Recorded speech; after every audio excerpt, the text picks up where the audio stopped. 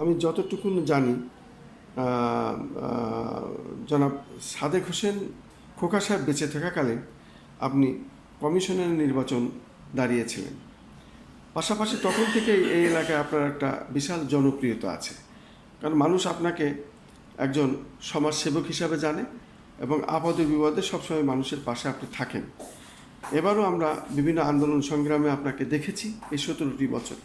পাশাপাশি হামিদুর রহমান হামিদ ভাই ঢাকা 7 আসন থেকে বিএনপি নির্বাচন করেছেন এবং চানখারপুল যে নির্বাচন কমিটি ছিল, পঞ্চায়েত যে কমিটি ছিল, এটা আমি ধারাবাহিকভাবে প্রচার করেছি এবং সেখানে আপনি সবসময় থাকতেন। আপনাদের অনেক ভিডিও ফুটেজ আমি নিয়েছি।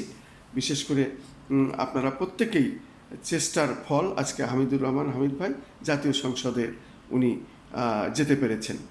আপনি নির্বাচন করতে চাচ্ছেন কমিশনারে 36 নম্বর ওয়ার্ড থেকে বংশাল থানার অধীন 33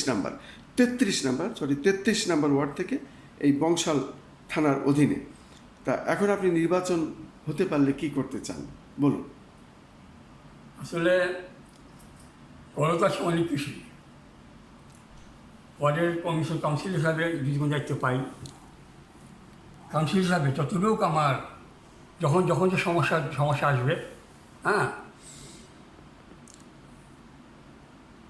সেই সমস্যাগুলো সমাধানের চেষ্টা করব।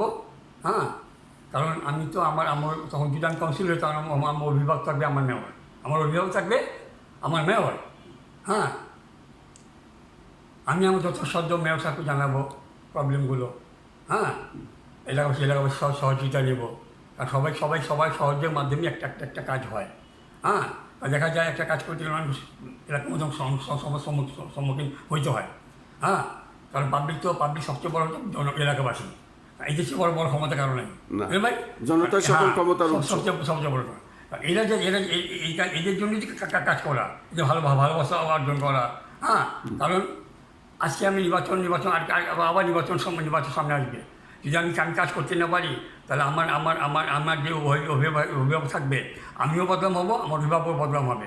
হ্যাঁ, মনযোগ কাজের মাধ্যমে আপনি কাজ করতে চান। কাজ করতে চাই ভাই।